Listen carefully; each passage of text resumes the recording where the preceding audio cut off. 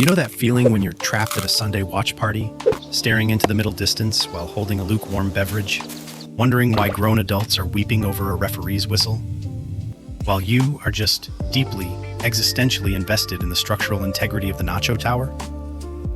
You take a sip of your room temperature seltzer. Someone screams at the television. You offer a perfectly timed, blank but supportive nod. Maybe you even deploy your single, meticulously memorized social smoke bomb. Did you see that ludicrous display last night? And then, while they argue about zone defenses, you slowly back out of the room. You head to the kitchen. You appoint yourself the official, undisputed guardian of the 7-layer dip. Or better yet, you aggressively start washing the host's dishes just to escape the relentless noise in the living room. Society has unilaterally decided that sports are the default social currency. It is the ultimate icebreaker, the universal bonding ritual, the one safe topic you are legally required to have an opinion on. And when you don't, when you literally could not care less if the sphere goes into the designated net, people look at you with this deep, unsettling suspicion. Like you just calmly admitted you hate puppies, joy itself, or that you microwave fish in the office break room. It creates this quiet, gnawing alienation. Because you don't want to be a killjoy. You genuinely wish you could tap into that effortless, instant camaraderie. Instead, you feel like a defective alien anthropologist. You're standing there, analyzing the humans, realizing you completely missed the tribal bonding software update that makes everyone else feel so deeply, effortlessly connected. You feel guilty for being a bad sport, and you are completely, bone-deep exhausted from constantly masking your apathy, just trying to survive a Monday morning water cooler conversation without being labeled an antisocial weirdo. Let me stop you right there. Pull up a chair. Take a breath. You are not broken. You are not flawed. You are not crazy. And you are certainly not a sociopath for failing to cry over a fumble. Your brain is simply running on an entirely different operating system, and it is doing it specifically to protect you. We call this Raccoon logic. It looks messy from the outside, hiding in kitchens, pretending to care about a referee, dissociating into a bowl of guacamole. But underneath, it is a perfectly logical, highly evolved survival tactic. Your nervous system is already processing the world at absolute maximum capacity. You are deeply attuned to everything. The harsh overhead lights in the room, the unspoken subtext of the conversations around you, the overwhelming emotional volatility of 20 people whose happiness currently depends on a stranger throwing a piece of leather. The sheer volume of the yelling, the sudden explosive cheering, the agonizing groans of defeat. To your brain, that isn't a fun Sunday afternoon. That is a high-stakes psychological threat. Your mind looks at that unpredictable emotional roller coaster and says, absolutely not. Your messy, unconventional habits, the escaping, the masking, the tactical dishwashing, they aren't flaws. They are your brain's brilliant way of hitting the emergency release valve. It's time to stop feeling guilty for surviving. Let's talk about what is actually happening in your head when the room erupts because someone fumbled a piece of leather. Normally, sports fandom relies on a specialized neural network.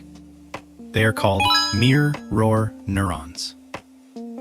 These are the little biological mechanisms that fire in sync with the physical actions you are watching on the screen. When your in-group tribe succeeds, it triggers a massive biological reward. Boom. A flood of dopamine and oxytocin. Instant, effortless bonding. But if you are wired for high sensitivity, if you are an HSP or a chronic overthinker, the game changes. Your brain processes sensory and emotional inputs much deeper than the average person. Your brain is constantly subconsciously calculating the massive cognitive load of investing in this team, weighing the heavy cortisol stress of a potential loss against the aggressive auditory stimuli of the screaming crowd, the unpredictable emotional volatility of the room, and the sheer exhaustion of caring so deeply about an outcome you literally cannot control. Your brain runs the numbers, and it decides the math ain't mathing. Think of your brain's reward system like a highly efficient, slightly grumpy bouncer at an exclusive nightclub. For most people, when the sports fandom VIPs show up with their face paint, their air horns, and their wild, swinging moods, the bouncer unhooks the velvet rope. He lets them in. It becomes a massive dopamine rave. But your bouncer takes one look at that chaotic, unpredictable emotional liability standing at the door. He decides the club's insurance policy simply doesn't cover that level of cortisol damage, and he points them straight to the exit. Your bouncer is currently surviving on an iced coffee and a baseline level of existential dread. He absolutely does not have the bandwidth to manage a frat party in the frontal lobe tonight. Your bouncer isn't broken. He is just running a very tight, stress-free establishment. He is actively suppressing the tribal dopamine loop to protect your baseline emotional regulation. And because of this tight security, you are forced to adapt. In the highly specialized field of trying not to look weird at a Super Bowl party, we usually see 3 distinct types of adapters. Which one of these are you? First, we have the culinary hostage. You use food preparation as an invisibility cloak. You are the silent watcher on the wall of the snack table. You will meticulously reorganize a charcuterie board for 45 minutes just to avoid making eye contact with the television. If the yelling gets too loud, you preemptively start doing the host's dishes just to have a socially acceptable reason to face a wall. Second, there is the anthropological mimic. You are a tactical conversationalist. You have memorized exactly one incredibly vague sports phrase. Man, that defense is really struggling today. You drop it into the conversation like a social flashbang, and while the room is distracted, nodding in agreement, you slowly back out of the doorway into the shadows. Finally, we have the sensory overload escapist. You don't even try to pretend. The unpredictable decibel changes physically hurt your nervous system. So, you quietly dissociate in the bathroom for 20 minutes, reading Wikipedia articles about deep-sea marine life. Or, you find the host's pet.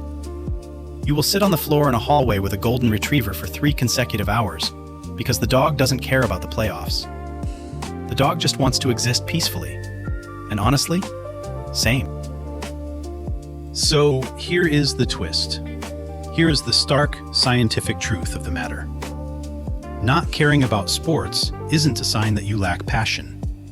It isn't a sign that you lack community spirit, or that you are fundamentally broken inside. It is actually peak neurochemical conservation.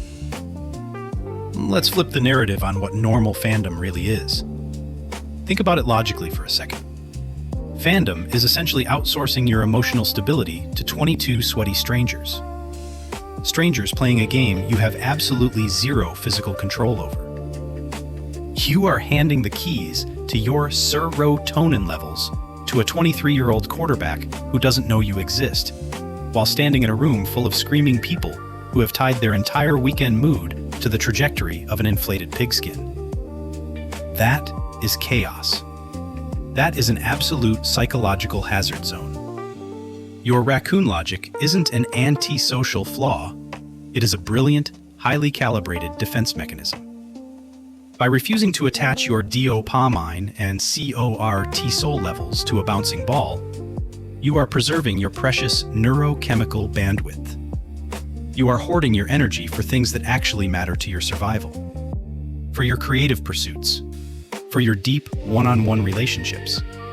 For the exhaustion of just trying to regulate your own nervous system in a chaotic world that demands your attention 24 hours a day. You aren't un-American.